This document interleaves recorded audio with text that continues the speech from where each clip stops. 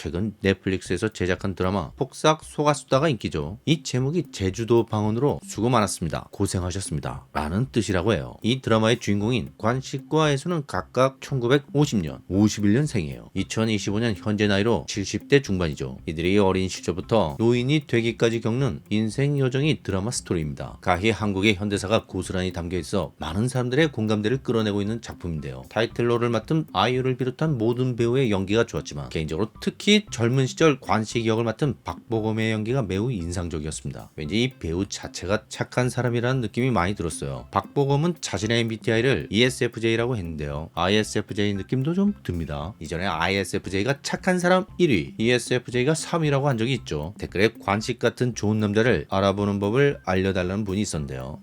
글쎄요. 솔직히 말씀드리자면 일종의 드라마적 판타지가 아닐까 합니다. 현실에 이런 남자가 진짜 있을까요? 하지만 이 인물 캐릭터로 이야기할 수 있는 건 많아요. 볼비의 애착 유형을 말할 수도 있고요. 그리고 위니콧이 말하는 도덕성이 어떻게 출현하게 되는지 이런 이야기를 할 수도 있습니다. 오늘은 주로 후자의 이야기를 해볼게요. 개인적인 의견이 포함되어 있으니까 참고만 하시기 바랍니다.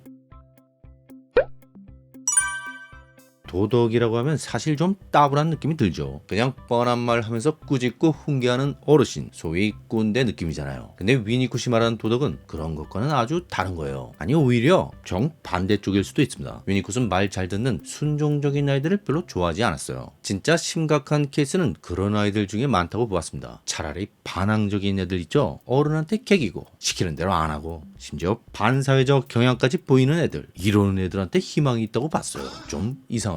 예전 영상에서 공격성에 대해서 설명한 적이 있는데요. 그때 위니콧 얘기를 했어요. 위니콧은 어린아이가 공격성을 드러낼 때 부모가 어떻게 해야 한다고 했죠? 버텨줘야 한다고 했잖아요. 이 버텨주는 게 핵심이라고 했습니다. 이렇게 해줘야 아이가 진짜 도덕성을 갖게 된다는 겁니다. 근데 애가 엄마를 때리려고 할 때 여기서 애는 주로 아주 어린 아이를 말하는 거예요. 아직 잘 걷지도 못하고 말도 잘 못하는 그런 아이를 말하는 겁니다. 그런 애도 짜증이 나면 엄마를 때릴 수 있죠. 그때 애한테 도덕을 가르치기 위해서, 말하자면 남을 때리는 건 나쁜 행동이란 걸 가르치기 위해서 아이한테 무섭게 소리를 지르거나 아이를 때리거나 하면 아이가 결국 말을 잘 듣게 될 수 있습니다. 그래서 이제 우리 아이는 엄마 말 잘 듣는 착한 아이가 되었다, 이렇게 생각하면 착각이라는 겁니다. 위니콧은 그렇게 배운 도덕은 가짜 도덕이라고 말하고 있는 거예요. 위니콧은 참자기, 거짓자기의 개념으로 이걸 설명하는데요. 이해하기 쉽게 좀 풀어서 이야기해 볼게요. 태어난 지 얼마 안 된 아이가 엄마한테 짜증내고 엄마를 때리는 건 아이가 무슨 생각을 갖고 그러는 게 아닙니다. 아직 말도 못 배운 애가 무슨 생각을 하겠어요. 생각도 언어로 하는 건데. 그렇죠. 얘는 그런 언어 자체가 아직 장착이 안 되어 있는 거예요. 그런 애한테 엄마가 도덕을 가르친다고 아이한테 소리를 지르거나 아이를 때리면 아이는 자기가 왜 맞는지 이해하지 못해요. 그죠? 공포와 두려움을 느낄 뿐입니다. 그리고 그 공포와 두려움의 원인이 자기 어떤 행동 때문임을 알게 되면 그걸 안 하게 되겠죠. 그렇게 하면 아이 입장에서는 무서운 일이 생기니까. 근데 그걸 안 한다고 해서 그렇게 하려는 마음이 없어지는 게 아니에요. 그저 엄마한테는 그 모습이 보이지 않을 뿐입니다. 사실은요, 엄마뿐 아니라 아이 자신에게도 그게 보이지 않게 됩니다. 그래서 자기한테 그런 면이 있는 줄 잘 몰라요. 자기의 어떤 면, 엄마가 싫어하는 어떤 면은 무식 깊은 곳으로 들어가 숨어버립니다. 근데 그게 없어진 거냐면 그건 아니에요. 나중에 어떤 방식으로든 드러나게 되어 있습니다. 다만 자기는 잘 몰라요. 엄마가 잘 모르듯이. 자, 여기서 내가 알고 있는 나, 그리고 엄마가 알고 있는 나, 이게 거짓 자기가 되는 거예요. 이 자기는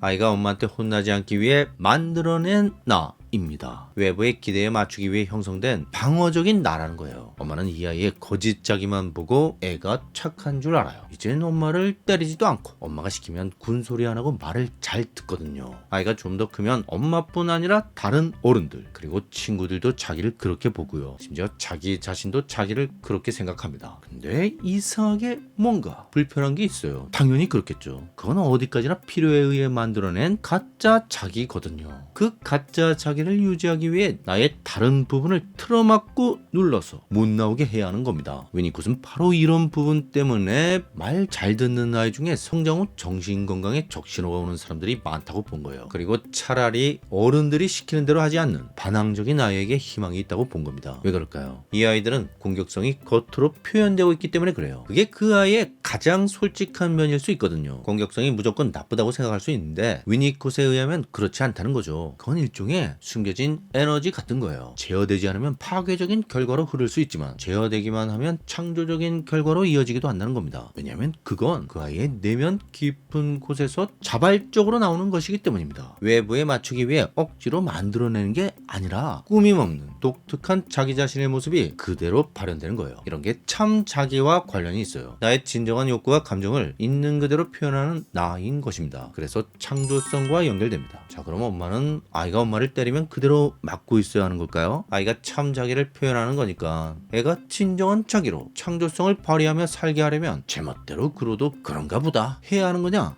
그건 또 아닙니다. 그래서 이 버틴다는 말이 어려운 거죠. 아이의 공격성을 엄마가 버텨주라는 말은 아이가 하자는 대로 오냐오냐 해주며 참으라는 얘기가 아니고요. 아이에게 보복하지 말라는 뜻입니다. 다만 아이에게 가르쳐 주라는 거예요. 근데 이게 좀 헷갈리는 게 보통 우리는 가르치다는 말을 야단치다는 말과 혼동하는 경향이 있거든요. 그런 뉘앙스가 좀 있죠. 원래 한국식 교육은 매를 아끼지 않는 교육이었으니까요. 70, 80년대만 하더라도 선생님은 기본적으로 막대기 같은 걸 들고 다녔어요. 숙제 안 해온 애들은 그걸로 맞았죠. 요즘엔 상상할 수 없는 거지만 예전엔 그랬습니다. 개인적으로 체벌을 찬성하는 건 아닌데 근데 실제로 아이를 회초리로 때리면서 교육했던 부모님이나 선생님 중에는 진짜 아이를 사랑해서 그랬던 분들이 있었다고 생각합니다. 사랑의 매라는 게 진짜 있었다는 거예요. 문제는 많은 경우 아이를 때리는 건 사랑해서가 아니라 다른 이유 때문이라는 겁니다. 가장 큰 이유는 보복이에요. 자, 이게 무슨 얘기냐면요. 위니콧은 보복하지 않는 양육자를 통해 진정한 도덕성이 탄생한다고 본 겁니다. 폭삭 소가수다의 관식이 바로 그런 아버지였어요. 관식은 오직 아내와 아이들을 위해 살아가는 사람인데요. 이유는 그게 도덕적으로 올바르다고 생각해서 그런 것일 수도 있겠지만 그보다는 자기가 그렇게 하지 않으면 식구들이 당장 배를 곪기 때문이에요. 관식은 어린 시절부터 애손을 너무 좋아해서 결국 같이 살게 되었고 아이들이 태어나면서 아이들도 너무 좋아했습니다. 내가 사랑하는 사람들이 먹고 살려면 뭐라도 해야 하잖아요. 그래서 닥치는 대로 온갖 힘든 일을 하며 열심히 살았어요. 내 아이들은 그걸 잘 모르잖아요. 아버지가 어떻게 사는지 잘 모릅니다. 그냥 애들 입장에서는 친구들과 비교해보니까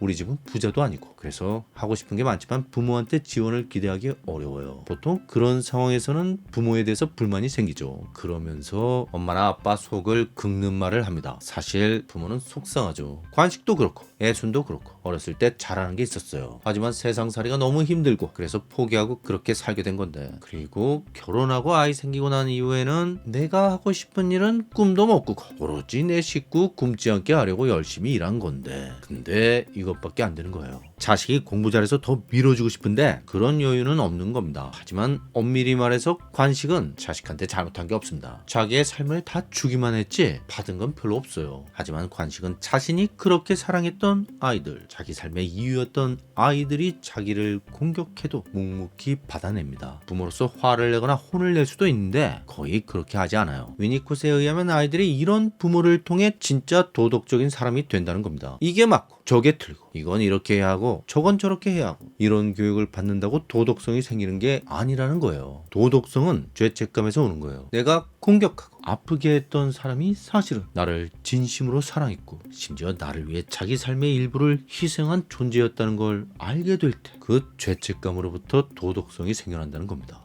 내가 그렇게 하면 안 되겠구나. 내가 아빠한테 그런 말을 하지 말 것을. 내가 엄마를 무시한 건 잘못된 행동이야. 이렇게 된다는 거예요. 다시 말해서 내가 누군가를 공격했는데 그 누군가는 나의 공격을 받고도 나를 다시 공격하지 않는 그런 경험을 해야 합니다. 나의 공격을 버텨주면서도 여전히 나를 사랑해주는 그런 사람을 경험해봐야 진정한 도덕성이 생겨난다는 거예요. 그러니까 이게 참 어렵죠. 아니 요즘 세상에 누가 그걸 버텨주겠어요. 부모도 못 버티는데. 그러니까 사실은 가능하면 어릴 때 이런 경험을 해야 돼요. 왜냐면 엄마라면 대부분 본능적인 모성애가 있거든요. 그러니까 이게 가능한 겁니다. 말하자면 내가 기억하지도 못하는 꼬마였을 때 내가 나를 있는 그대로 표현해도 다시 말해서 짜증나서 소리 지르고 뒹굴고 그랬을 때도 그래도 엄마는 여전히 그 자리에 있었어요. 내가 엄마를 때려도 엄마는 꿈쩍도 하지 않고요. 내가 어떻게 하든 엄마는 흔들리지 않았어요. 나를 버텨준 겁니다. 엄마는 힘들지만 아이가 이쁘기 때문에 그런 거잖아요. 이 경험을 통해 아이는 자기보다 강하면서 자기를 사랑하는 어떤 존재를 보게 되는 겁니다. 만약 강하기만 한 존재라면 그저 무서워서 시키는 대로 하는 거죠. 이건 도덕성이 아니에요. 상대가 약해지면 순식간에 하는 행동이 달라질 수 있습니다. 진짜 도덕성은 사랑해서 그 사람을 사랑하니까 그 사람이 아픈 게 내가 아픈 것처럼 느껴져서 그래서 그 사람을 때리는 게 옳지 않다고 느끼는 거예요. 모든 도덕성이 여기에서 시작되는 것입니다. 마치 엄마가 나한테 맞고도 나를 때리지 않은 이유가 나보다 약해서가 아니라 나를 사랑해서인 것처럼.